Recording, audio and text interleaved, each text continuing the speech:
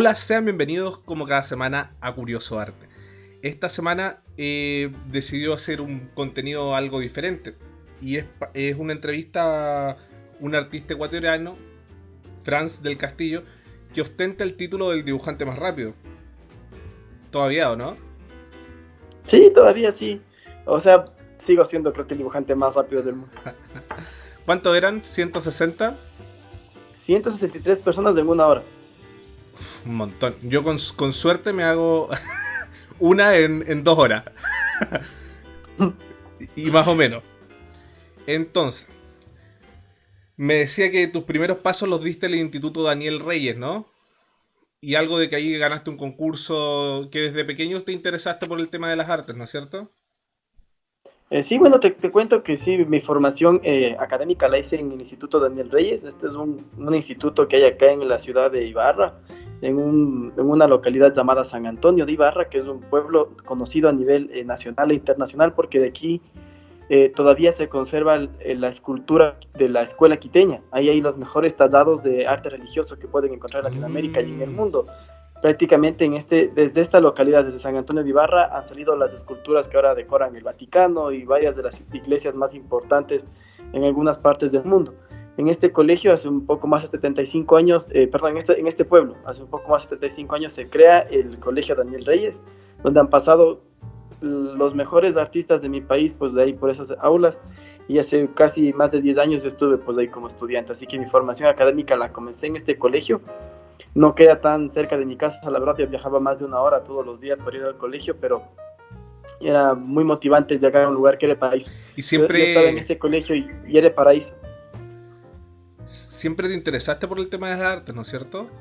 ¿O fue a raíz de Sí, este colegio, de tu bueno, la estudio, de verdad tu es que a formación? mí me gustó toda la vida pintar, pero fue gracias a mi mamá. Ella me inculcó mucho el cariño a las artes, el amor a las artes, porque su familia es una familia de músicos. Entonces querían que yo toque algún instrumento. Yo toqué la guitarra, toqué el piano, pero dejé el piano. Entonces mi padre ha sido siempre un coleccionista de arte y también él me llevaba siempre a las galerías, a ver cuadros, me llevaba a las exposiciones. Yo creo que fue una fusión entre la pasión que mi madre sembró en mí por las artes y por también otro lado el aprecio a los artistas contemporáneos y a los cuadros que mi padre adquiría, que me decidí pues comenzar en la pintura muy guagua. Yo a los 11 años comencé ya a dibujar y a los 11 años ya decidí que tenía que ir a un colegio para especializarme en artes, así que entré al Daniel Reyes y fue pues ahí cuando comencé a enrolarme con otros artistas locales, con compañeros que compartían los mismos pensamientos que yo, y pues comenzamos en toda esta profesionalización de alguna manera de plasmar nuestras emociones en una tela o en un cuadro y llegar a hacer lo que nosotros queremos. Oye, eso de las familias de músicos que sacan un artista visual es un clásico, ¿no? Conversando con compañeros de la universidad, pero se repite harto. De hecho, en mi familia igual hay hartos músicos, pero visual nadie. Y Bueno, y le, claro, yo toqué el piano, pero sabes que acá en Ecuador en el año 99 por ahí hubo un problema muy fuerte que fue el feriado bancario, que se quedó el país en quiebra. Entonces yo recuerdo que en esa época vendieron el piano que había en la casa y comencé a mm, dibujar. Así fue todo. bueno, fue para mejor al final. Sí, sí, yo creo que, bueno, en realidad me gusta estar el piano, tengo buen oído, pero el tema de la pintura ya fue pues una relación eterna que comenzó cuando yo era muy niño y hasta ahora yo creo que Ya no ha no te habido cambia. un día en el cual no me haya arrepentido de ser pintor. Muy bien. Y por el lado económico, igual, ¿o no? Muy complicado, ¿o no? Bueno, es complejo el tema artístico económico al comienzo, yo creo que es muy complejo y también en donde estemos ubicados. Lastimosamente todavía las economías latinoamericanas son economías en crecimiento y no se puede dar cualquier ciudadano el lujo de poder comprar una Ah. obra, y más aún hay una competencia muchas veces que desvaloriza el proceso de lo que hacemos nosotros, ¿no? Desde ir a Mm. comprar una tela, armar el bastidor y templar para que luego la obra sea vendida a un precio muy pequeño, es algo muy triste. Yo tuve la oportunidad de comenzar a trabajar desde muy niño, vendía mis cuadros a los 14 años, ya algunos amigos de mi papá, luego entré a trabajar en dos medios de comunicación. Yo creo que el punto más grande en el tema de la caricatura lo hice a los 24 años cuando entré a trabajar en uno de los canales más vistos del Ecuador, que es Teleamazonas, con un segmento de caricaturas para celebridades. Esto abrió una oportunidad muy grande para mi trabajo, ya que yo comencé a vender mi trabajo, obviamente a vender caricaturas que no eran tan costosas a las personas que veían a los famosos que yo dibujaba. Entonces yo daba la oportunidad de que una caricatura como la que pudo llegar a tener Slash, o como la que pudo llegar a tener Paul McCartney, o como la que tuvo Elton John, o como la que tuvieron la gente de Metallica, Claro, es o por ahí que cualquier otro entonces artista, te podían tiraste por tenerlo. es entonces por ahí que te lanzaste un poco más a las artes visuales, ¿no? Entraste por el tema de las caricaturas, ¿no es cierto? Claro, fue una cuestión sin querer, porque yo le dibujé a un profesor en el colegio, un profesor que tenía una cara muy parecida a la de una mona foca, y él en vez de enojarse me dijo que participe en un concurso. Entonces yo participé en este concurso y gané con una caricatura parecida a la que le había hecho él en una servilleta en el recreo del colegio. Y pues este concurso me lo premió el embajador de la República Popular China en esa época, que era la embajadora quien auspiciaba el concurso. Y esto me abrió la oportunidad para que varios medios de comunicación de mi ciudad de Ibarra vean mi trabajo, y justamente un diario, que es uno de los más grandes del país, llamado Diario La Hora, me da la oportunidad de tener un segmento de caricatura. Yo comencé haciendo caricaturas así. Es más, ni siquiera las llamaba caricaturas con mis amigos. Nosotros solamente hacíamos dibujos íbamos a cualquier evento y bueno, como típico adolescente, típico joven, si veías a alguna persona con algún rasgo diferente, le dibujábamos. O decíamos, Claro. esta chica nos gusta, le dibujaba para regalarle el dibujo. O sea, era ese tipo de mecanismo para el cual yo utilizaba mi trabajo, pero luego Pero en el pasar a fondo, dibujar ya en un diario fue algo diferente. claro, era más un medio de entretención al principio. Sí, yo creo que, bueno, y hasta ahora lo sigo viendo así, he sido chistoso, pero nunca saqué de mi cabeza el chip de dibujar porque me guste, y esto también me ha traído cosas buenas y malas. Han habido artistas a los cuales yo, Mm. no es que me hayan negado a dibujarles, pero creo mucho en las energías, y si tenían una mala vibra yo no les dibujaba. Entonces hubieron muchos famosos que no dibujé por eso, pero de alguna manera el arte siempre ha estado vinculado a mi vida. Después ya comencé, ¿Y obviamente, quién fue a... la primera persona famosa que tú dibujaste? ¿Quién fue el primero? Porque después de él empezaron a llegar los demás, yo creo, ¿no? Sí, bueno, yo creo que de famosos han habido muchos, pero tal vez el, la persona la cual marcó un antes y un después de mi carrera fue cuando tenía 17 años. Ella era la embajadora de Ecuador en Estados Unidos. Se llamaba Linda Jewell. Era muy importante porque obviamente era la representante del gobierno de Estados Unidos y venía a mi ciudad. Entonces yo entré con un credencial falso de prensa. Me acerqué a donde estaba ella y le dibujé, rompiendo prácticamente el protocolo de seguridad. Le dibujé muy rápido y le entregué. Y claro, yo le entregué el dibujo hablando un poco en inglés, y ella me acuerdo que me respondió en español, muy emocionada, y me invitó a la embajada después de un tiempo pues para ver mi trabajo. Eso hizo que el diario La Hora, porque justamente el director del diario estaba ese día en ese evento, me diga, ven a trabajar con nosotros. De ahí de músicos, el primer músico que dibujo fue Juan Magán, que es un artista español muy conocido por música Mm. electrónica, que visitó mi ciudad. Y claro, trabajaba en el canal y me dijeron, ¿por qué no le dibujas mientras hay la entrevista?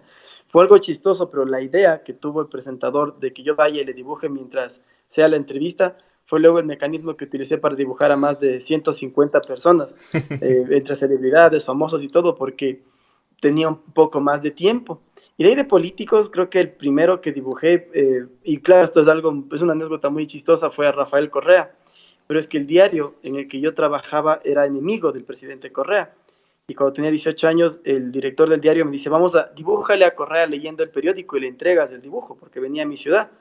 Y yo hice eso, pero ellos querían burlarse de esa manera del presidente, ¿no? Porque él había roto un periódico, un diario La Hora había roto unos días, Mm. unas semanas antes.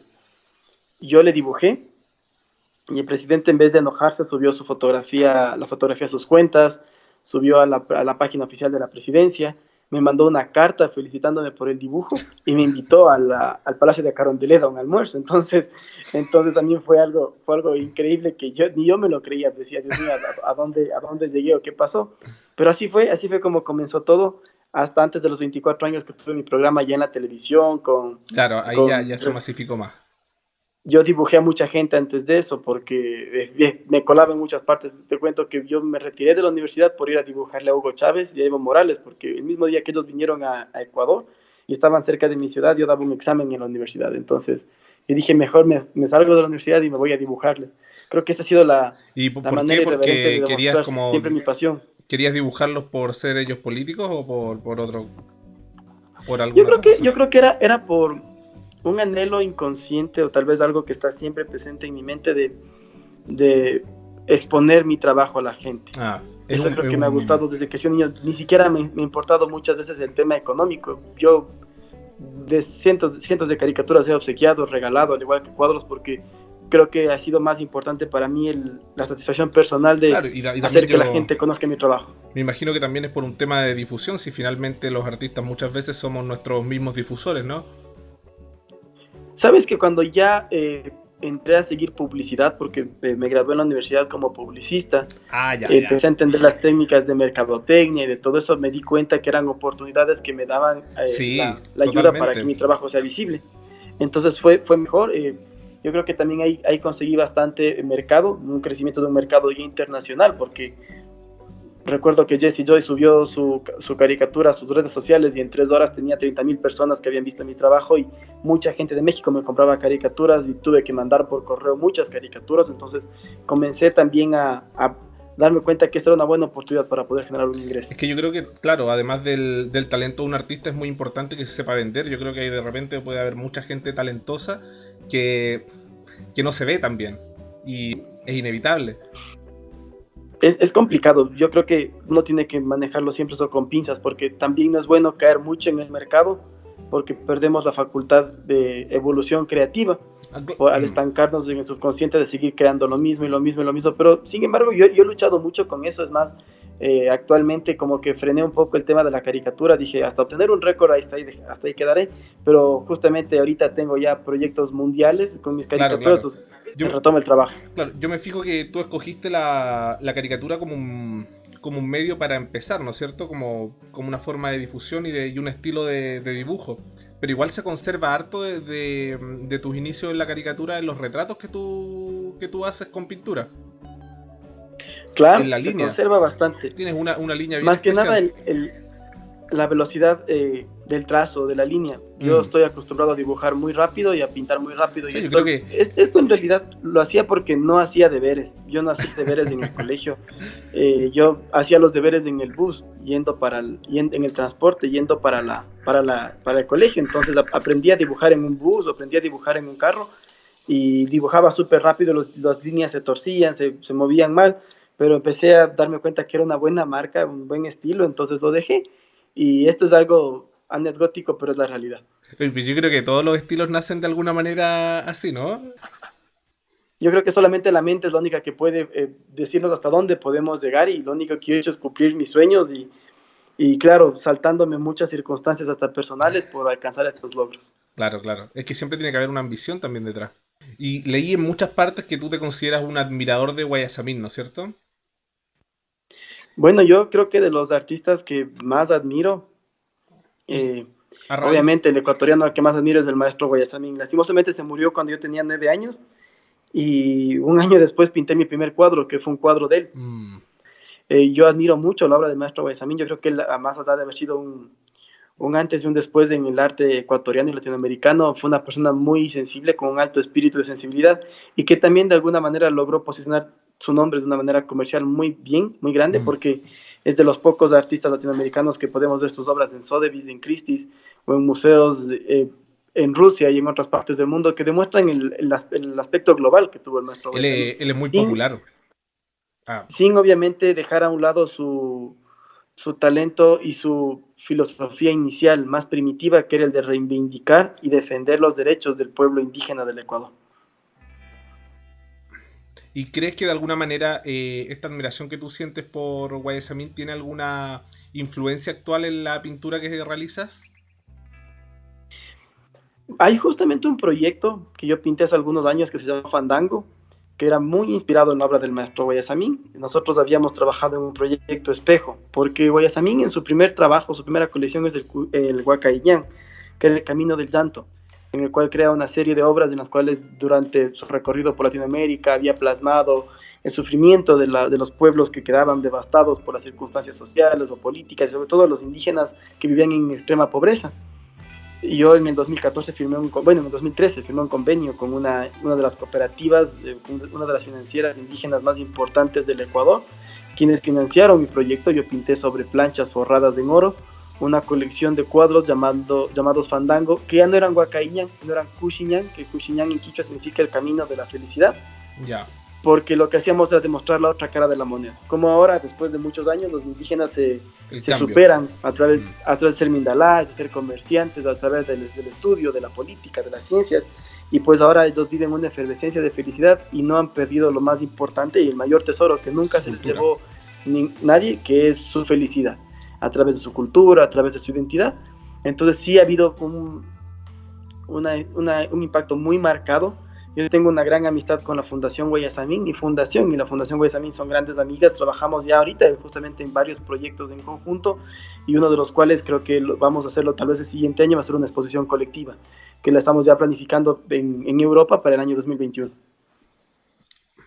Sí, de tus obras revisé varias, y la que más me llamó la atención es una que decía Masacre, ¿no? Que era una colección de pinturas realizadas el año 2011, me parece, con litros de sangre, ¿no? Sobre el tema de los toros. Si me puedes contar un poco más sobre eso. Bueno, claro, esa es una de las exposiciones más reconocidas que tengo yo a nivel mundial. Es más, 5 de estos cuadros fueron donados al Ripley's Museum de Beverly Hills, al Museo de Don José lo crea de Ripley, porque son cuadros que se pintaron absolutamente con sangre, y no ha habido un registro de que se hayan pintado cuadros con sangre descompuesta. Oye, ¿y no Yo me inspiré para... como problemas técnicos al pintar con sangre? Sí, hubieron varias cosas. Sin embargo, como todo esto parte de una anécdota, yo dibujaba en vivo en la televisión, hacía caricatura política en el 2009, 2010, y en uno de estos noticieros, mientras yo dibujaba en vivo y explicaba a la gente lo que hacía, me salía mucha sangre de la nariz. Me decían que era la edad, que era el cambio a la adultez, que sería, pero me salía mucha sangre de la nariz, y un día en vivo me salió sangre. Entonces yo me cogí con esta mano y seguí dibujando. Y me acuerdo que el periodista, el presentador, dijo: bueno, parece que ahora Franz quiere comenzar a pintar con sangre, porque miren lo que acaba de hacer. Pero fue una broma del periodista en ese instante. Sin embargo, fue chistoso porque me quedé con esa idea. Yo no había hecho una exposición nunca en mi vida en Quito. Fue la primera exposición que hice en Quito. Y obviamente Quito era una ciudad completamente taurina. Así que yo quería hacer algo que llame la atención. Y durante un año, el proyecto tenía que durar 30 días de ejecución. Por eso eran 30 cuadros, un cuadro diario. Pero cuando ya llegamos a la ejecución, me topé con lo drástico y lo accidentado que era de trabajar con sangre. Entonces ya el proyecto que iba a demorar un mes terminó durando un año y medio, durante el cual yo investigué para que la sangre se descomponga y se generen colores. Logramos conseguir 36 colores a partir de la descomposición de la sangre. La sangre primero pasaba por un proceso de anticoagulación. Luego de eso yo jugué con algunos materiales, desde la Coca-Cola, la mantequilla, el azúcar, la gasolina, el tiñer, para que la sangre tenga diferentes efectos. Y obviamente aprendí mucho también temas como el efecto de la luz sobre la sangre. Ya la sangre dejaba que se pudre en la oscuridad, dejaba que se pudre en la luz, dejaba que se pudra al aire libre abierta, dejaba que se pudra todo un cerrada. Proceso de investigación. Y sacaba colores y veía. Lo único malo de este proyecto creo que fue que yo perdí durante casi un año el olfato. No pude oler durante mucho tiempo. ¿Por qué? ¿Por los químicos? El formol y el olor de la sangre era muy fuerte, entonces me afectó bastante a la nariz. Pero pinté una colección muy linda, aunque los cuadros eran pintados con sangre, no eran nada grotescos. Era una colección de caricaturas de humor negro que representaban la realidad de un toro que, siendo becerro, se entera que se va a morir. Entonces lo que él tiene que hacer desde muy joven es buscar el tema de las caricaturas, ¿eh? No. Claro, entonces él tiene que de alguna manera buscar soluciones para que no le maten, o buscaba salidas, ¿no? Pero es una obra muy cómica. Por ejemplo, hay un cuadro que se llama ¿Por qué los toros nunca ganan? Y es porque los toros nunca pueden salir en hombros, porque en el cuadro se ve a un toro sobre una persona que la ha intentado cargar en hombros, como cuando los toreros salen de la plaza, pero él fue tan gordito que le rompió la espalda a la persona y está en el suelo, y los amigos se ríen. Entonces eran obras muy cómicas. Ninguna galería en Quito me abrió las puertas, nadie quiso apoyarme, porque primero era obra con sangre, segundo yo era un artista que no tenía más de 3 o 4 exposiciones, y yo creo que por eso también entiendo mucho a los artistas emergentes, porque comenzar es duro, y uno tiene que a veces jugárselas con todo. Yo lo que hice para que esta exposición llegue a tener el impacto que tuvo fue hablar con el grupo Anonymous, que es un grupo de hackers a nivel mundial muy famoso, Entonces nos contactamos con ellos por internet, con otro amigo mío, y les pedimos que nos den una mano porque nosotros queríamos hacer una campaña terrorista de infundir terror a través de la obra, y se llamó la Operación M, en la cual lanzamos una serie de videos en los cuales Anonymous decía que el 2 de diciembre del 2011 en Quito va a llover sangre, que en Quito va a llover sangre porque ya estamos cansados de que haya tanta matanza y tanta crueldad. Esto fue algo increíble porque como niños nosotros, yo me acuerdo que la máscara la máscara de Vendetta la hice con un poco de cinta adhesiva y pintura, mi amigo se disfrazó de Vendetta y con un papelito hablaba, pero un día llegó la policía a la casa, quiso incautarse los cuadros, habían descubierto las direcciones IP, y ahí es la cercanía que yo tenía de alguna manera también con la política, porque me cancelaron la exposición 10 días antes de la exhibición. La exposición no la iba a hacer en un museo, la iba a hacer en una estación de buses, en la estación del Trole que había acá en Quito, y claro, me llamó el director del centro cultural que apoyaba este evento, que se llamaba Arte al Trole, y me dijo: Franz, me acaban de despedir porque tú has hecho esto y tienes que solucionarlo. Así que lo que yo hice fue imprimir un afiche de la exposición, irme a Quito, y Rafael Correa tenía una actividad que se llamaba los enlaces ciudadanos, que conversaba con la gente. Yo me metí en esos enlaces ciudadanos, expliqué a la gente lo que pasaba y algo increíble, ¿no? Pero logré estar así de cerca con el presidente y le dije: señor presidente, van a cancelar mi exposición y solo usted me puede ayudar. Y es ahí cuando él pide que la exposición no se cancele, más bien tuve el apoyo de la presidencia de la República, y un mes después mi exposición había tenido más de 500,000 de visitantes, porque de alguna manera yo pinté con sangre y pinté en contra de las corridas porque desde siempre me consideré una persona defensora de los animales, de los derechos de la vida y la humanidad. Entonces no me gustaba mucho el tema de las corridas y utilicé mi arte como una herramienta. Pasa donde yo vivo, por ejemplo, que acá también se hace algo muy parecido a las corridas, ¿no? Que son los rodeos. Y también existe el tema de los grupos animalistas. Y me resulta interesante porque justo tocaste el tema de la censura, ¿no? Entonces, ¿en qué punto el arte puede permitirse decirle a alguien cómo tiene que llevar su cultura? Bueno, me tocó estudiar bastante el tema de la tauromaquia, ¿no? Porque la tauromaquia es una ciencia creada en España que de alguna manera estudia, produce, manifiesta y desarrolla el tema de las corridas taurinas en todo el mundo. Entonces, una corrida de toros es cuando obviamente sale un torero, sale un toro, hay un proceso de una lucha dinámica entre los dos, y que también esconde mucho significado cultural muy antiguo, ¿no? Pero más allá de todo eso, el tema era el proceso de tortura que sufría el animal hasta morir. Entonces, esta obra fue una obra no heteróclita. Yo creé Masacre con el objetivo de que nunca se expuesta en ningún museo.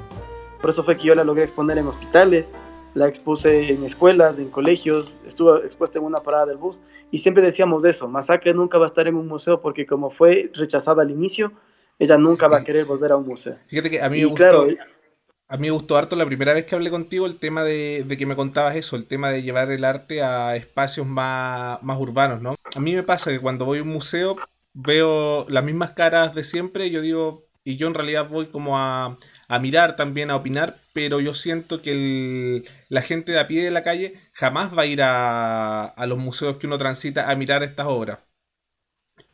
Claro, y es por no la sociedad en la que estamos fondo actualmente involucrados. Ahora yo creo que las mejores galerías de arte son las redes sociales. Hace 10 años yo trataba de llevarme a la calle, de mi trabajo a los lugares diferentes. Yo había expuesto en discotecas, exponía en bares, exponía en lugares donde había la gente, porque el objetivo era que la gente vea. Que lo vea. Mucha gente me criticaba porque decía: no es lo mismo que te topes con una obra y te tropieces con una obra.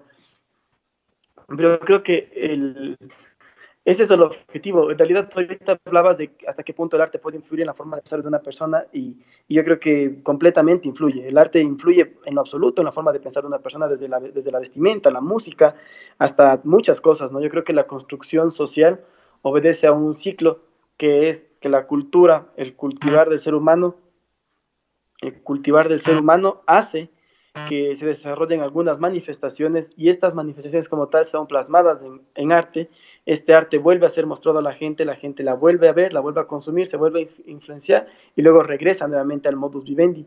Entonces esto es una cuestión cíclica que siempre está ahí, pero Masacre logró su objetivo. Las corridas de toros desaparecieron de Quito. No puedo decir que fue mi culpa únicamente, porque hubieron atrás de eso colectivos de miles de personas, colectivos grandes como FATA, que fue uno de los colectivos que me apoyó, Anima Naturales, ProAnima, que eran ya organizaciones nacionales e internacionales que apoyaban esta erradicación de las corridas de toros, ¿no? Pero bueno, mi obra estuvo ahí. Luego Masacre tuvo un viaje muy largo, fue expuesta en Guadalajara, estuvo expuesta en Madrid, estuvo expuesta en Los Ángeles, en Denver. Recién nomás estuvo en una gira en Colombia, voy a exponer en marzo esta obra en Bogotá. Y después de esto, pues la obra posiblemente viaja a Barcelona en este año. Y obviamente el objetivo siempre ha sido que si esta obra en algún momento se llega a vender, el dinero recaudado sea para la causa de seguir apoyando a los animales en problemas, a los animales que estén sufriendo o a los animales que de alguna manera estén luchando contra el ser humano, pero no tienen voz, porque siempre decíamos que Masacre fue la voz de los que no tienen voz. Bueno, tú creaste una fundación con tu nombre, ¿no es cierto? Que es algo En el año es algo muy común en los artistas en general, que creen fundaciones con su nombre. A veces uno se ríe de eso, ¿no? Pero, ¿cuál crees que es el valor que uno otorga a la comunidad la Fundación Fran del Castillo? Franz. Bueno, la idea de cómo creo la fundación parte de algunas cosas, ¿no? Primero tuve una carga de resistencia muy grande desde mi casa porque me decían, tú no te has muerto, tienes que esperar a que te mueras para crear una fundación post-mortem, tus familiares. Es que como porque... lo que uno piensa también, ¿no? Cuando yo como que lo veo y digo... Pero fíjate que harta cuando leo sobre artistas me he fijado que varios lo hacen así. Bueno, yo creé la fundación en el 2016, primero... tal vez un poco motivado por la decepción de varios aspectos. Yo era presidente, yo era miembro de una fundación aquí en Ecuador, una fundación de cultura, y cuando fueron las elecciones yo me postulé para ser presidente. Entonces me dijeron que no podía ser presidente porque era muy joven. Entonces yo, basándome en la cultura millennial de verle a Bender, que dice, crearé mi propio lugar con mujerzuelas y juegos de azar, les respondí en esas palabras y les dije, bueno, entonces crearé mi propia fundación. y fui a crear una fundación que me la negaron en un inicio. El Ministerio de Cultura del Ecuador no aceptó que se cree una fundación con mi nombre.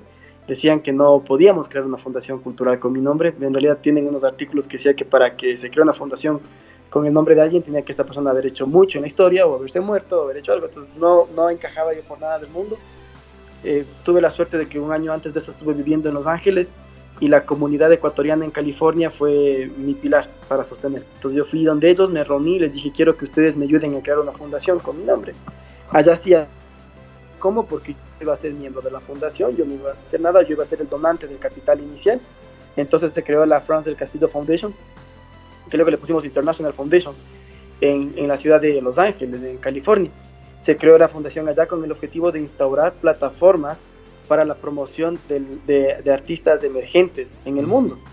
Entonces lo que mi fundación hace ahora es darle mano a los artistas que están comenzando y que no tienen quien les apoye, porque les dicen que son muy jóvenes o porque les dicen que son muy emergentes. Y no, nosotros desde la fundación hicimos un poco un cambio diferente en estas cosas. Yo abrí la fundación en el 2016, se me vino una ola de circunstancias personales muy fuertes, pasé por una separación y tuve una depresión muy fuerte que me obligó a dejar de pintar un tiempo, pero mi fundación siguió, entonces gracias a la fundación logramos batir el récord, ahora abrimos un centro cultural, ahorita tengo voluntarios en varias ciudades en algunos continentes, hemos abierto ya oficinas en varios países, y obviamente dentro de la fundación lo que hacemos es nosotros buscar talentos o jóvenes artistas. Si por ejemplo algún artista joven va a ver este video y quiere que le apoyemos, no tiene nada más que hacer que escribirnos, Me pasan y los nosotros links no nos basamos mucho, ¿sí? No nos basamos mucho en si es famoso, no es famoso, si es económico, no nos basamos en eso, nos basamos en el hecho de ver qué tan motivado y qué tantas ganas de crear tiene,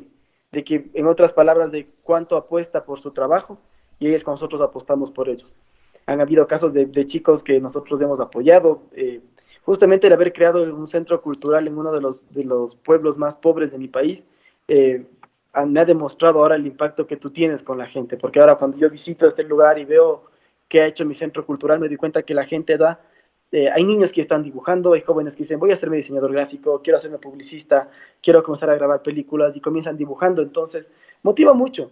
Y yo la verdad creé la fundación por ese lado, y también por el lado de que me cansaba mucho el tener que golpear puertas para que la gente me apoye, porque cuando uno es artista, puedes llegar a tener fama y trabajar con la empresa privada. Yo trabajo mucho con la empresa privada, pero cuando vas a un sector público es muy complejo, ¿no? Entonces, Latinoamérica funciona de una dinámica media compleja, porque hay mafias artísticas, mafias para que tú entres a una galería, mafias para que tú vayas a ganar un concurso, y mafias para que vayas a muchas partes, que lastimosamente he viajado y en todos los países a los que voy termino encontrando una dinámica parecida. Uy, ¿y la fundación funciona con, es una fundación privada o funciona con dineros públicos?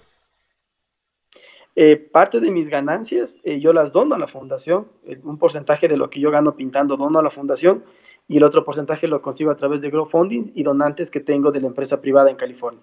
Prácticamente el 100% de mis donantes son norteamericanos, yo consigo dinero en Estados Unidos y de ahí logro pues generar proyectos aquí en Latinoamérica. Oye, pero a mí eso me parece increíble porque generalmente uno está acostumbrado a que sean las iniciativas públicas las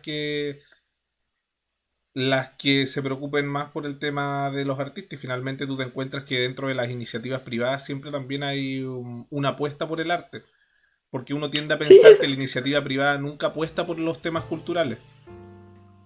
desde el sector público es complicado. Yo hace un año tuve la oportunidad de ser director de cultura de mi ciudad, aquí en la ciudad de Ibarra. Yo fui director de cultura y educación. Tuve la oportunidad de que durante un año me den este cargo. Yo fui uno de los directores, creo que el director más joven De que ha habido hecho, en la te historia de iba a la ciudad. preguntar eso porque me interesaba mucho conocer lo que piensas sobre lo que es Y, dirigir la parte cultural de un y pueblo, ¿no? fue muy triste, ¿no? Porque te topas con realidades y realidades.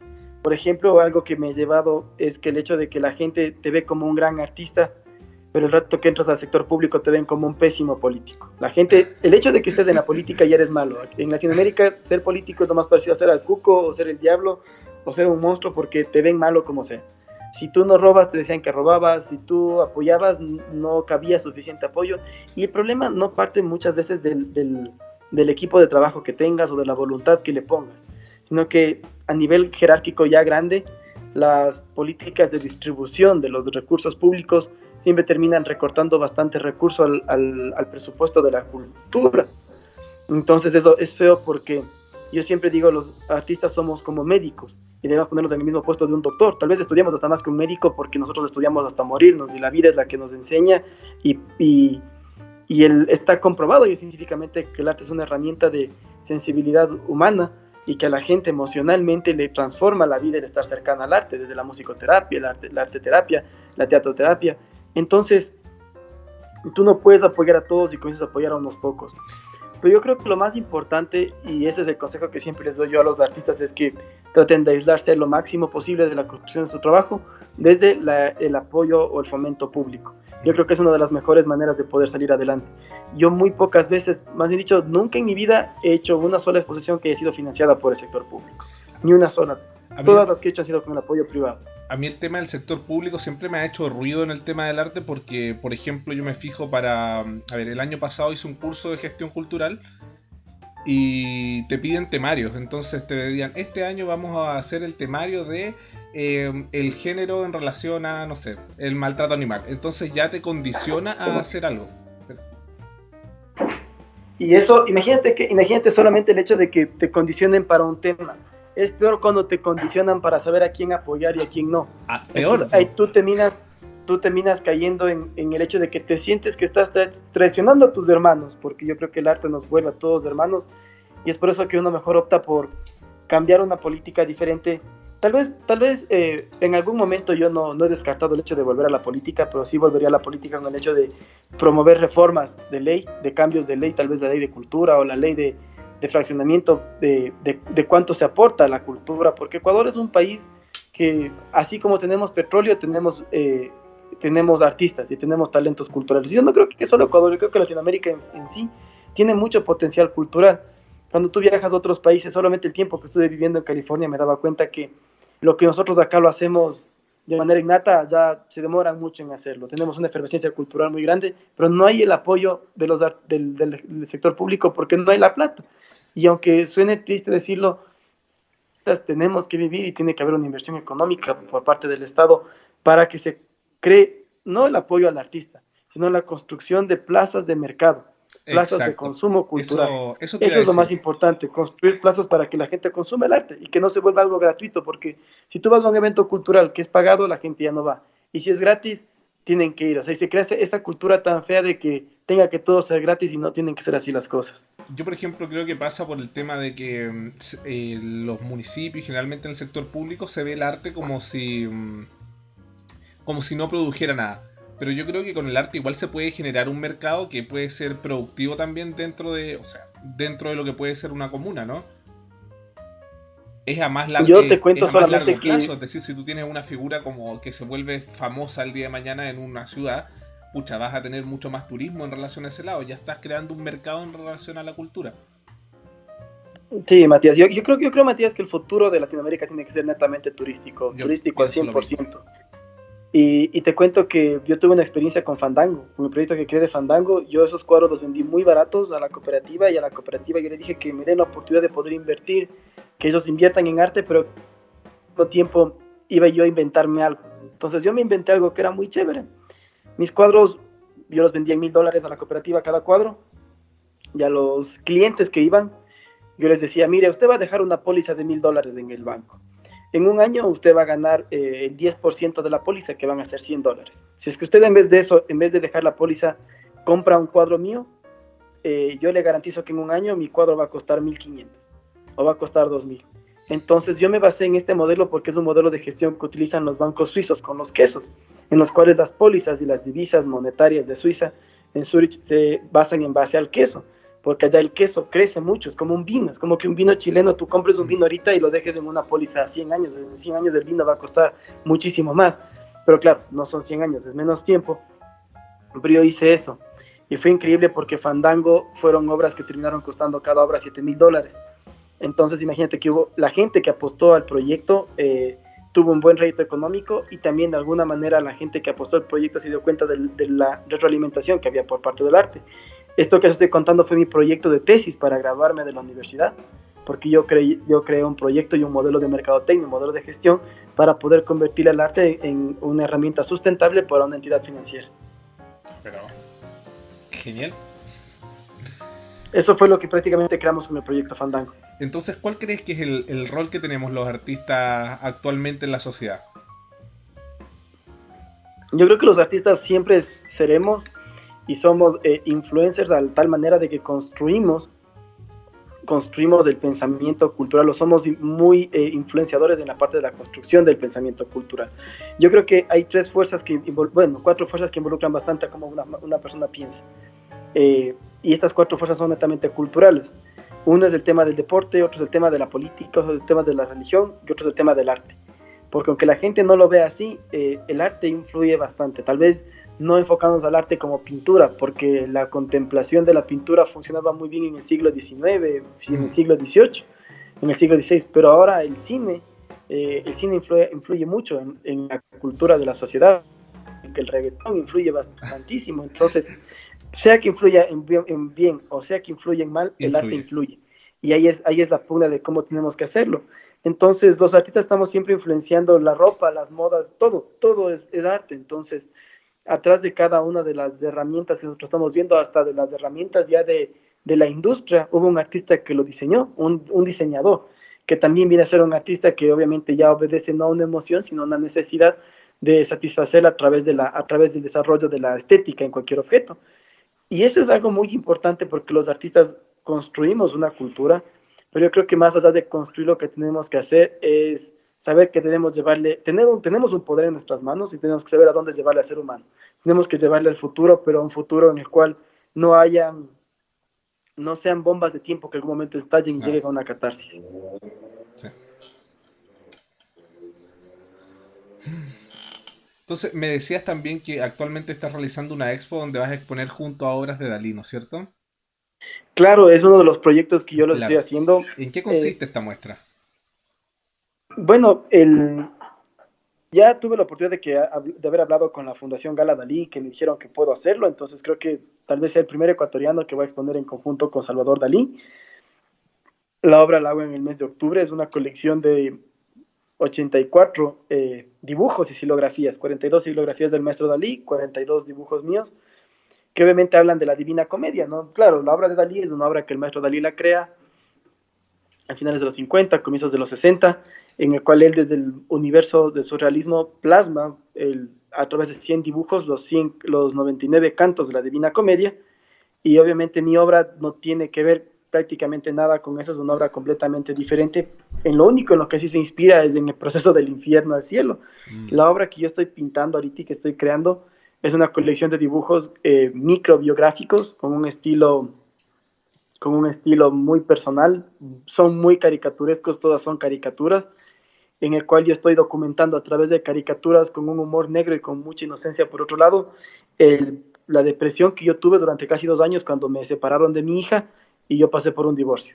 Entonces el proceso de toda la Divina Comedia que estoy pintando ahorita es un cuento ilustrado que yo estoy contando cómo me sentí un tiempo en el infierno, cómo me sentí en el purgatorio y cómo me sentía en el cielo hasta poder volverle a ver a mi hija y pasar tiempo con ella. Es el proceso que Entonces tú es viviste una en el obra que fondo. la estoy pintando y yo esta obra la empecé a pintar en el 2016, pero era muy fuerte porque yo cada uno de estos dibujos los pinté en el momento en los que viví. Muy reciente. Entonces cuando luego comencé a trabajar ya tuve la oportunidad de visitar esta colección esta exposición del maestro Dalí, tuve muchas de sus obras se parecían mucho a mis temas, entonces yo comencé a investigar más. Luego terminé hablando con la gente que custodiaba parte de esta obra, pues me dieron justamente en enero, fue la segunda semana de enero, que me respondieron y me dijeron que yo tenía la oportunidad de que era ya oficial la exposición. Entonces la voy a hacer en el mes de octubre. Es una colección súper fuerte y obviamente también casi el 100% de lo que yo venda de estas obras, que no se las van a vender las originales, solo se van a vender copias, he aportado este dinero para seguir apoyando la causa y para tanto niños que sufran como padres que estén sufriendo. Ay, estupendo. Además es un plus también. Yo creo que sí, esa exposición de Dalí, y claro, es increíble porque si hablaría yo de musas o de alguien que me inspiró o personajes que marcaron mi vida, fue mi perro. Yo tuve un perrito que murió en el 2014 y él ha aparecido en la mayoría de mis obras. Entonces, en esta obra de la Divina Comedia, comienza con que yo llego al infierno y le encuentro a mi perro ahí. Mi perro se está ahí orinando en una de las llamas Uy, y él es me quien me río ayuda a porque salir del pensé que me infierno. ibas a decir mi padre, mi abuelo. No, no, es el Justin, era un perrito muy, muy bonito que yo le pintaba mucho en mis cuadros. Él estuvo en casi todas mis obras y prácticamente de eso se trata la obra, de que mi perro con Dante y también yo estoy ahí, vamos a través del infierno, del purgatorio y del cielo. Y vamos conociendo los cantos y vamos aprendiendo. Claro que yo he sido muy explícito porque hago una crítica muy fuerte también a todo lo que yo viví. Entonces es una obra que no la considero de carácter comercial, pero que la voy a exponer en muchas partes del mundo. Estoy viendo la probabilidad de que tal vez una obra de Dalí pueda comprar mi fundación, porque la obra es obra privada, y si nosotros la podemos comprar, sería mejor para que la obra viaje con mi obra, y si Mejor. no, seguiremos pagando los costos de aseguramiento, que son súper altos, pero de alguna manera garantizan el proyecto museográfico que tengo de la exposición que se llama Franz Dalí. Y con el tema de... Espérate, que me quedé pensando en el tema del perro. Y es que en realidad uno se encariña mucho con los animales, ¿eh? Llega a ser Yo quiero ridículo. mucho los animales y este perro pasó a ser un pilar muy importante en mi construcción como artista. Es más, en varias entrevistas que yo he tenido y cuando me preguntaban que por qué hacía como churros las primeras caricaturas, era por los churros de él, ¿no? Yo dibujaba y él vivió conmigo mucho tiempo, entonces yo sentía que él era la única, bueno, ni siquiera le decía perro, le decía persona. Le poníamos de apodo perro zona, pero él era la única persona que estaba cerca a todo el proyecto creativo que yo hacía. Cuando yo pinté Masacre, creo que el único que aguantó el olor de la sangre era él, entonces yo tenía un vínculo muy fuerte con él. Yo, por ejemplo, los perritos que tengo los recogí de la calle y... Pucha, de verdad que uno los empieza a querer casi como si fueran hijos. A mí en general los Y animales sí, me es, gustan harto. es un vínculo muy grande. ¿Eh? De hecho, por ejemplo, aquí ya fuera de todo el tema por lo que estaba haciendo, te contaba que estaba todo sudado, es porque yo tengo muchos peces. y ya no me caben en donde los tengo. Entonces estoy haciendo un hoyo en la casa, en el patio, para hacer una fuente y tener más peces. Wow. Yo creo que de alguna manera los artistas somos muy sensibles a la naturaleza y al medio ambiente y eso nos marca bastante. Yo siempre he pensado así. Es más, mi fundación ha apoyado a muchos proyectos artísticos cuando hubo uno de los terremotos más fuertes de los últimos años en Ecuador, que fue el terremoto de Pedernales, que se destruyó prácticamente una provincia aquí llamada Manabí. Yo hice una campaña que se llamó Arte por Alimentos. Llegué a recaudar cerca de 6 toneladas de alimento porque la gente le pedía que donen un quintal, o sea, 50 libras de alimento a cambio de una caricatura. Mm.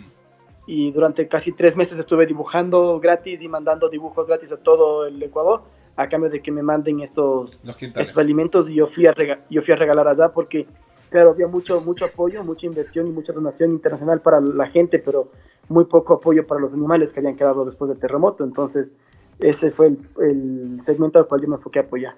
O sea, Ecuador es un país telúrico igual que Chile, ¿o no? Súper telúrico. Nosotros, es más, mi ciudad es famosa porque se destruyó hace 100 años y la levantaron de cero. Ah, ya, entonces ahí compartimos algo. A mí me ha tocado vivir el terremoto grande de Chile de 8.3 me parece que fue. Y después me topé uno en el norte de 7.9. Entonces, yo le tengo pánico a los terremotos, hermano. Yo así no me gusta. O sea, me gustaría estar en una montaña y acostarme a escuchar el suelo, pero en la casa es horrible. O sea, en la casa no soporto porque se mueven los pinceles, se mueve todo y uno se vuelve muy primitivo. Yo, por ejemplo, yo siento que uno se termina acostumbrando. Yo, por ejemplo, hasta el 4.5 los considero bailables.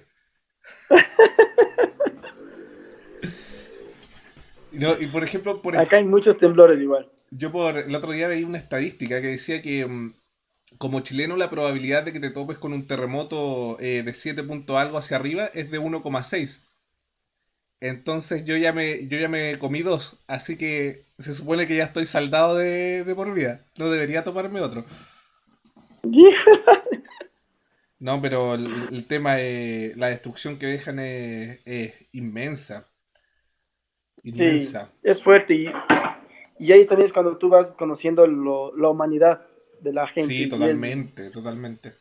Es un punto que también se puede hablar mucho sobre eso. Yo te digo, cuando fue acá los terremotos, yo fíjate que me da más miedo la gente después de los terremotos que el mismo terremoto. Porque pasa mucho que entran a robar a las casas, que como los muros se caen y queda todo tirado, se empiezan a aprovechar y de hecho me da mucho más miedo la gente después de los terremotos que el mismo terremoto. De hecho, tienes toda la razón. En serio. Porque terremoto me acuerdo... Bueno, igual hubo hartos muertos cuando fue el terremoto acá en Chile. El último grande. Se supone que ahora viene otro. Hay que prepararse. Wow. Yo me fijo en los extranjeros cuando vienen a Latinoamérica. En Ecuador igual debe pasar, que tú te das cuenta cuando tiembla quiénes son extranjeros, porque cuando es un 3 punto algo, nadie ni siquiera se para a sentir el temblor, pero un extranjero se pone muy nervioso. Sí, y bueno, Chile es un poco más fuerte en el tema de terremotos que Ecuador, pero aquí nos ha tocado unos terremotos fuertes, casi... Bueno, y ahorita que está erupcionando un volcán en el Sangay, en el oriente, hay mucho movimiento telúrico también. Pero, y en relación, ya cambiando de tema, en relación al arte conceptual. Yo, por ejemplo, a veces igual hago videos un poco riéndome un poco de las cosas que de repente se ven, porque, a ver, más que nada me hace gracia la cantidad de palabras con las que a veces se intenta explicar cosas muy simples, como puede ser una crítica a los movimientos taurinos o como alguna crítica al mercado que hagan con el arte conceptual. Entonces yo soy crítico, pero no pienso que todo el arte conceptual en sí sea basura, como lo califican algunas personas. Entonces mi pregunta es, ¿cómo te posicionas tú frente a este tipo de arte? Claro, en donde a veces, por ejemplo, en el mercado una bola de papel puede llegar a costar millones de de peso. Yo creo, Matías, que en realidad el arte conceptual no está mal porque cumple su función de expresión. Yo investigo bastante, la verdad no... A los 16 años yo gané un concurso con una obra de arte conceptual que hice aquí. ¿Qué era? Yo hice arte conceptual. Era una obra que era inspirada en la muerte de mi abuelo. Mi abuelo se había muerto unos meses antes y la obra, pues lo que yo hice fue coger hojas secas del patio de mi casa, les puse en el suelo, le pedí a mi hermana que se acueste ahí, le pinté a mi hermana la cara, le cubrí a mi hermana de hojas y alrededor de eso hice 7 figuras tamaño normal de 7 hombres que estaban hechos con fundas de basura y les puse máscaras de yeso del rostro de un primo. Entonces mi obra se llamaba Necromorfosis y lo que yo hablaba era de la transición de la vida a la muerte, algo como el cruce de la Estigia. Pero claro, de ahí no he hecho, bueno, una de las obras más conceptuales que hice, la hice en el colegio, que lastimosamente tengo solo una foto de esta obra y gané un concurso por mejor planteamiento artístico, pero era una obra en la cual pinté un condón y le llené y puse full estructuras de hierro en forma de espermatozoides y yo hablaba sobre los embarazos no deseados en adolescentes. Entonces, claro, yo al profesor le decía que la clave de mi arte, porque era arte objeto y la gente podía jugar con el arte, era que lancen los clavos al condón. Y si es que el condón se rompía, hágase la idea que ese era el objetivo de la obra. Pero fíjate entonces, que claro, era una obra muy conceptual la que yo hice en su momento. Pero yo creo que el tema económico es efímero. Mira, es efímero porque lastimosamente no podemos valorizarle. Es que el artista está en todo y no está en nada. Es como un médico, pero no es como un médico. Es como un ingeniero, pero no es como un ingeniero. Es como un arquitecto, pero no es como un arquitecto. Porque tú, un ingeniero, puedes saber cuánto va a cobrar, porque ellos tal vez muy pocos cobren por la fama, pero cobran por lo que cuesta su obra y sus horas de trabajo. Pero vuelta a un artista, a ver, por ejemplo, yo puedo llegar a ganar $1000 por una caricatura que le hago 30 minutos y tal vez una persona que tal vez yo mismo en otras épocas no pueda llegar a conseguir este dinero ni dibujando 3, 4 o 5 meses. Yo creo que el tema económico es efímero, eso es más de mercadotecnia. Yo creo que una obra cueste mucho o no cueste mucho no significa que una persona sea buena o mala. no, Justo estoy viendo yo de hecho comparto harto tu opinión porque, por ejemplo, cuando generalmente veo como reportajes críticos en relación al arte conceptual, como que ponen mucho el ojo en la cifra. Y la verdad es que si se vende o no se vende será porque alguien lo quiere comprar o porque alguien quiere empujar ese tipo de contenido. No lo veo como algo negativo la cifra en sí. Lo que pasa... Y yo te puedo decir, mi querido Matías, yo te puedo decir con mucha certeza que muchas veces también es el show, ¿no? Porque mira, yo tuve la oportunidad de estar en galerías en Hollywood, en Beverly Hills, en Miami, y allá pega mucho el sensacionalismo. Hace un par de días yo le entregué una caricatura, bueno, le entregaron una caricatura mía a Dani Trejo, que es un artista muy famoso, ¿sabes? En que recibió ya una condecoración por parte del municipio en California. Y claro, ahorita, justo a estas horas, son la entrega de los Óscares y está el director de mi fundación como invitado a los Óscares porque él ya va a negociar con muchas personas que están interesadas en mis caricaturas. Entonces, mira, yo creo que obedece mucho a la inteligencia de ser un showman o de saber venderte o publicitarte, pero tampoco descarto el hecho de que todo arte conceptual sea malo. Una de las obras de arte conceptual que más me marcó a mí fue una obra que no me acuerdo el nombre del artista, pero la vi hace unos 12 años, que eran un árbol de Navidad con full tubos de ensayo, de esos tubitos que tenían un poquito como de líquido adentro, y había un masking con una fecha y un nombre. Y cuando yo leí la explicación, era un árbol de Navidad creado con el aliento de full gente que tenía SIDA, que se iba a morir el otro año. Entonces se llamaba El Último Aliento. Para mí era una obra muy fuerte, ¿no? Porque claro, también uno como artista es muy sensible y ve las cosas diferentes, no dice, solo son tubos, solo son vídeos. No, yo creo que también toca verle desde el punto de vista del que creó. Yo creo que el arte conceptual más obedece a ponerte en la posición del que creó. Ese creo que tal vez sería el punto. Descartando muy, muy aparte el tema de que sea parte de la construcción de la evolución académica, porque eso es muy diferente. Yo recién veía un meme que tú posteaste que decía que el arte conceptual no te va a hacer, no recuerdo cómo era la frase, pero hasta le tomé un print, de que por más arte conceptual que hagas no vas a poder ocultar la falta de talento que tengas o algo así. Y es que es verdad, uno tiene que pasar por un proceso de una totalmente vasta y forzosa y apasionante academia para llegar a dominar varios estilos y poder ahí comenzar con lo que hizo Picasso, que fue el desdibujo. Cuando estuve en el Museo de Picasso en Barcelona y vi su evolución de los 14 años pintando realismo como las obras de Velázquez a los 30 años que ya estaba loco y evolucionando en el cubismo abstracto, te das cuenta de cómo no es una fórmula ni es una receta, pero él la aplicó y mucha gente la trata de aplicar, que es llegar a la academia y luego desdibujar. Pero yo creo que hay cosas y cosas. Y más que nada yo creo que el arte tiene que basarse en dos cosas puntuales. Que tú te sientas satisfecho como artista de crear y hacer algo. Y segundo, que tú logres llegar a la gente con algo. Si es que quieres llegar a la gente, es secundario. Pues la primera es primordial. Yo creo que el que tú te sientas satisfecho es lo más importante que existe para un artista cuando crea una obra de arte. Lo demás es secundario, porque para eso existen otras herramientas como el marketing o la publicidad. Pero lo más importante, que es el que tú te sientas bien, al igual que cuando cocinas algo para que quede rico, y si a ti te gusta, yo creo que es igual con el arte. Sí, en relación a eso yo me acuerdo, por ejemplo, lo pregunto porque yo siento que muchas veces se tiende también a tratar a todo el arte conceptual en un conjunto como si fuera un arte inválido. Y yo por lo menos no lo veo así, ¿te fijas? Yo, por ejemplo, hay obras de arte conceptual cuando he ido al MAC ahí en Santiago que yo las veo y me dan ganas de pegarme un cabezazo en la muralla hasta, hasta desfallecer. Pero fíjate que también hay otras que me han parecido bastante buenas, como lo que pasó con Voluspa Jarpa en la Bienal de París. Me gustó harto la obra que llevó, pese a que también es de una tendencia política totalmente diferente a lo que yo pienso, ¿te fijas? Pero estaba bien hecha, tenía un mensaje claro, era estéticamente, pucha, se entendía, tú la mirabas y transmitía lo que ella dice que tiene que transmitir. Pero también de repente uno se encuentra con cosas que tú dices, pero esto es solamente para em, hacer sensacionalismo y vender un poco.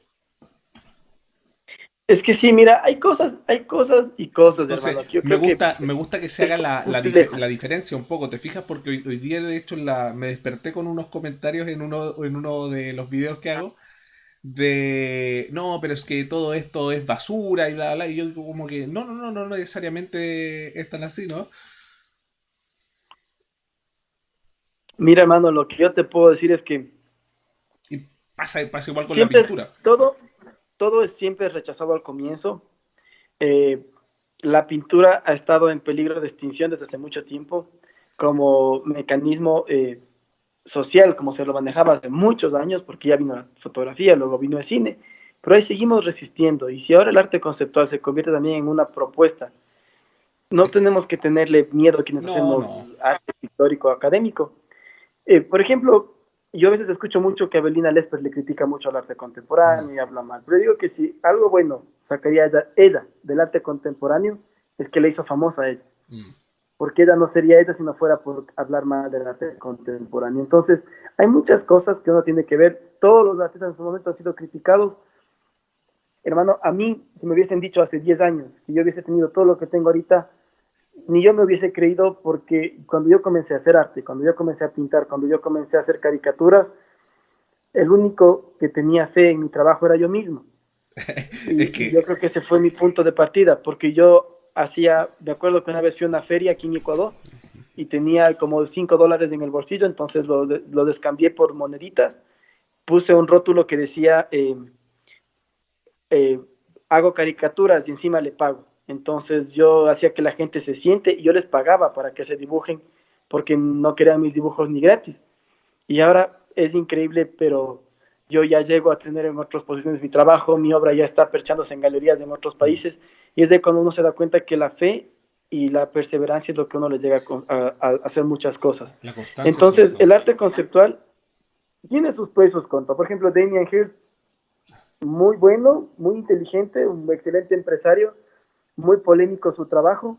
Lo único que yo podría decir que tiene, tal vez sería un alto espíritu de originalidad, pero que llegue a ser una concepción artística, bueno, original en cómo lo hace y en cómo lo muestra, porque tal vez no es tan original lo que hace.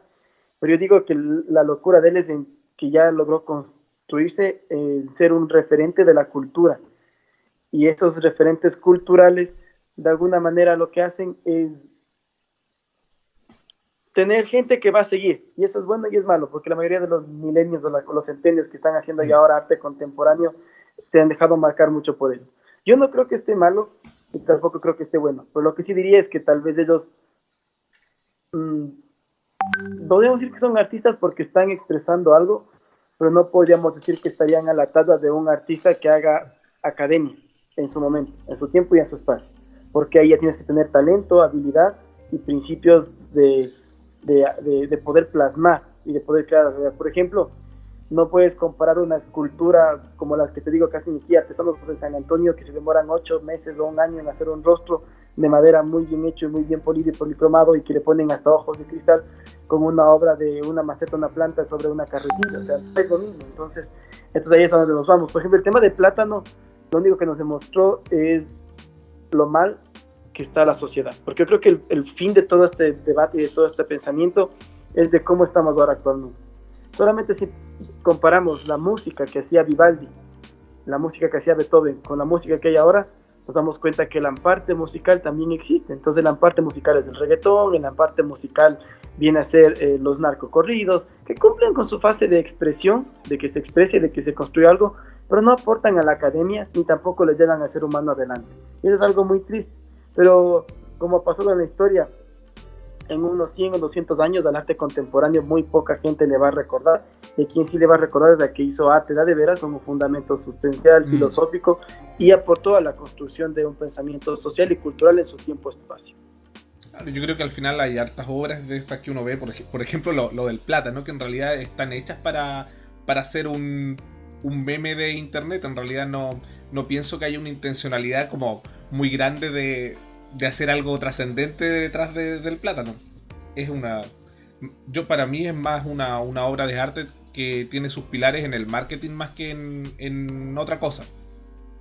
Más que en una intencionalidad Sí, espiritual del artista que quiera dar un mensaje o algo. sí, tienes toda la razón, hermano. Yo creo que es eso. También es muy complejo. Por eso te digo que a veces, yo por ejemplo como artista, me alejo mucho a veces del tema del marketing, aunque yo soy publicista y le meto mucho marketing a mi Sí. obra, pero me alejo mucho al momento en el que comienzo a venderle, porque me pasó una vez que comencé a vender muchas caricaturas y un día me di cuenta que había depreciado mucho mi trabajo y ya no eran mis dibujos que vendía tan buenos como los que lo hacía en exclusiva para una sola persona. Claro. Entonces dije, no, tengo que yo autofrenarme, porque si no, el que va a quedar mal soy yo, porque al final es mi obra y la estoy pintando yo y la estoy vendiendo yo y la estoy creando yo. Entonces tengo que mejor frenarme y comenzar con algo diferente. Pero son cosas y cosas. Lo más importante en este caso es generar un público sensible que entienda lo que uno está haciendo y que entienda también para qué lo hacemos. También toca escuchar la versión de quienes hacen este Claro. tipo de arte, ¿no? Porque sabes que este problema que nosotros como artistas lo vemos y lo vivimos y se vuelve hasta un tema mediático, controversial en redes y tanta cosa, no solamente está en las redes, ¿no? Pero si tú escucharas a un profesor de matemáticas, te diría lo mismo que tú acabas de decir de tus alumnos. O un profesor de Sí. arquitectura, por ejemplo, yo conozco a gente que me dice, ve, así yo estudié en la universidad haciendo dibujo técnico con papel, pero ahora ya no utilizamos, hacemos AutoCAD. O que dice, ya no enseño matemáticas a los niños con un papel y un lápiz, no hacemos todo en computadora, ya tienen ahora Excel, ya lo manejan muy bien las fórmulas. O sea, estamos tan tecnológicos que estas patadas de ahogado que las hicieron con el arte conceptual, como el Art Basel en Miami, todo eso, son patadas de ahogado para tratar de hacer entender a la gente también a qué punto la tecnología ha absorbido a la verdadera vida, porque la vida virtual, la vida en la que vivimos en la computadora, es la vida en la que estamos pisando.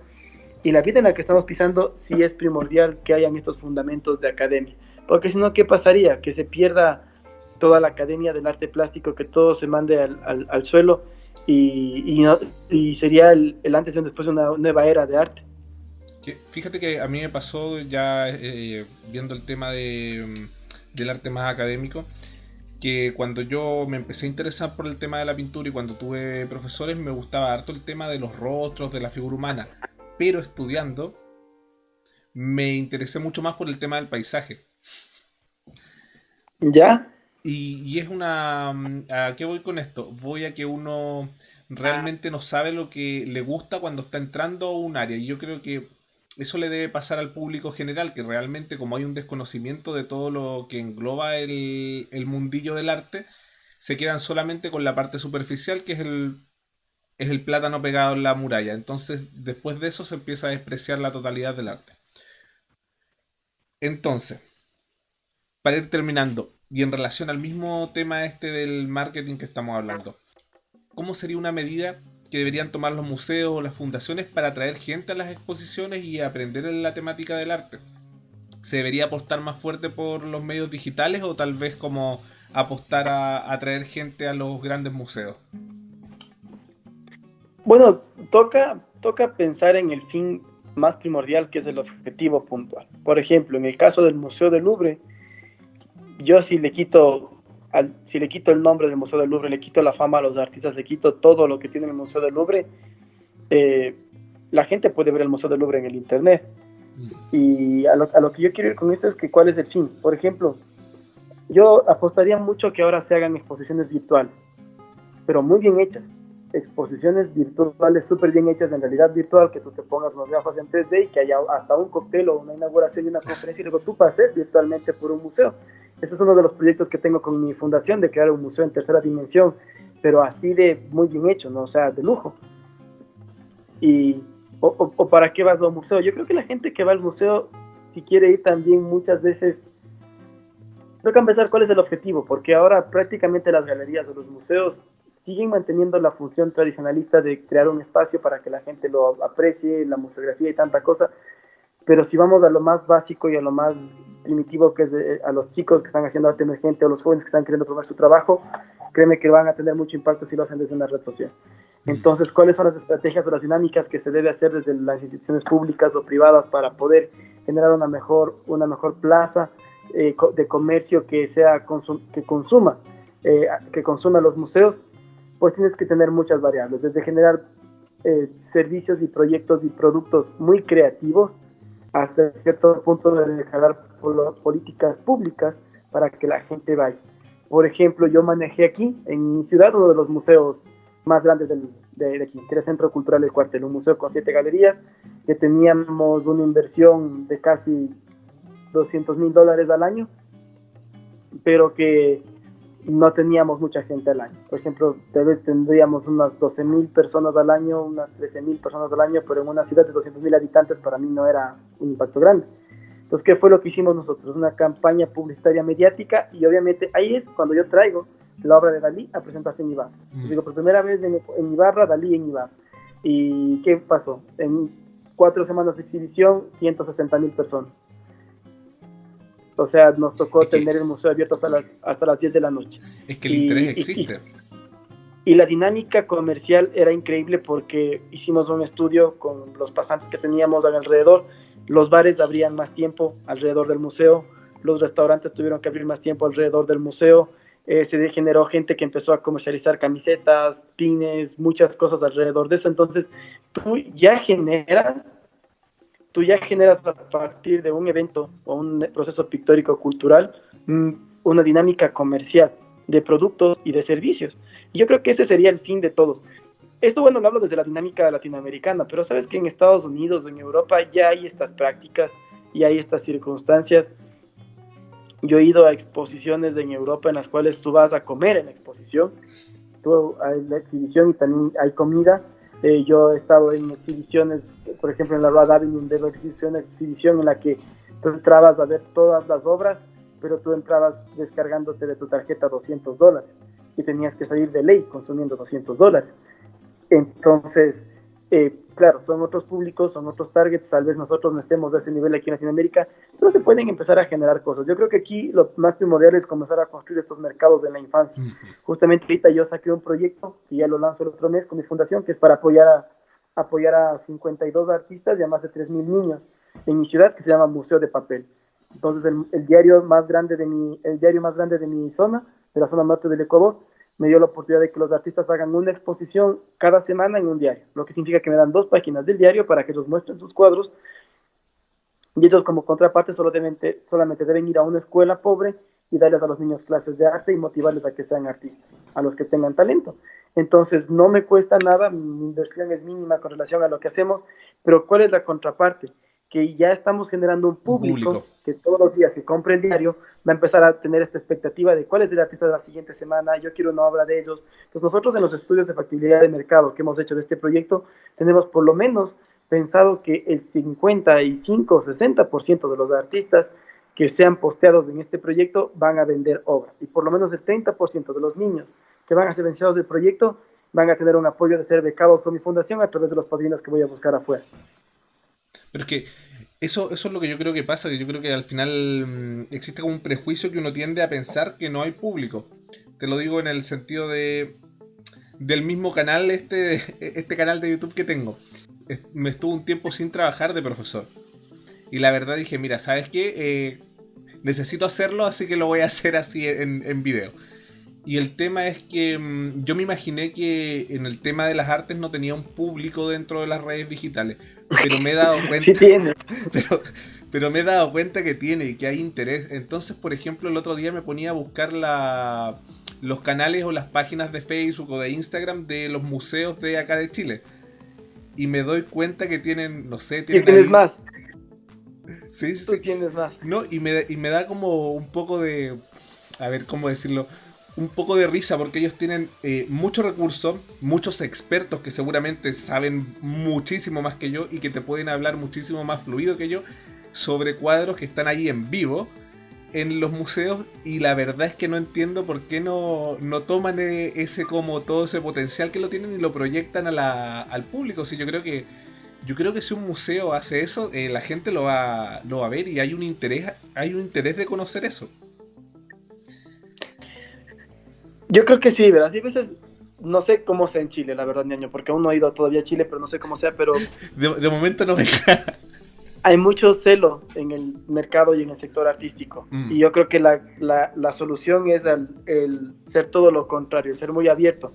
Por eso es que te digo que yo creo una fundación para apoyar artistas emergentes y artistas de cualquier rama, porque me cae mal mucho el hecho de que muchas veces los artistas que llegan a tener un poco de logro, de éxito, eh, se crezcan, se sobren o vean a la gente de lejos, porque claro, seguimos siendo humanos. Yo eso aprendí gracias a haber dibujado a tantos famosos que una vez yo a mi amigo les decía, no puedo creer que un artista de aquí de Ecuador no haya querido dar un autógrafo. Y cuando yo estuve con Paul McCartney, él era el más feliz del mundo cogiendo mis cuadros y compartía tiempo con la gente. Entonces, ¿qué es lo que nos está pasando? Yo creo que el primer problema es que nosotros como artistas no perdemos esa facultad de ser humanos. Nos convertimos más en íconos para que la gente nos adore, pero perdemos esa facultad de tener humanidad y de darnos cuenta que nosotros nos alimentamos del público, venimos del pueblo y desde el pueblo construimos todo lo que hacemos. claro. Sí.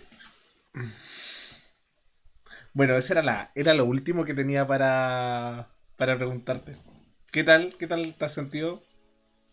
No, bien, mi querido Matías, más bien, muchísimas gracias por tu espacio. Yo te felicito por lo que tú haces, porque eh, la tecnología es una herramienta increíble cuando la pones en buenas manos y en buenas mentes. Y creo que lo que tú has hecho es una propuesta muy buena.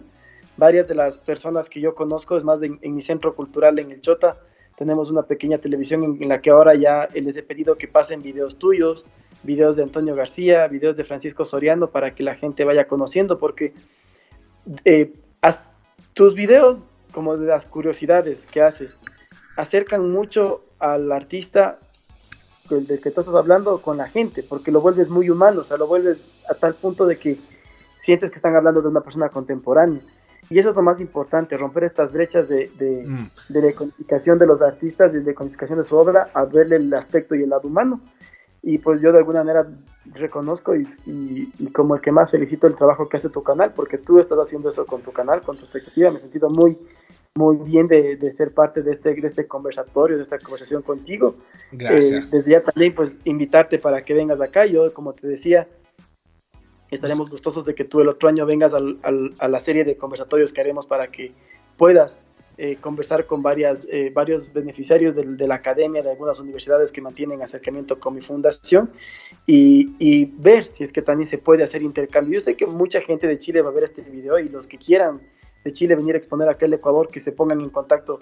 Yo la verdad manejo muy informal la fundación a través de mi Instagram o a través de mi Facebook, igual manejan la gente de mi institución. Eso para poder de alguna manera empezar a generar estos puentes de conexión de las artes. Yo creo que el arte es un puente muy grande que nos unifica.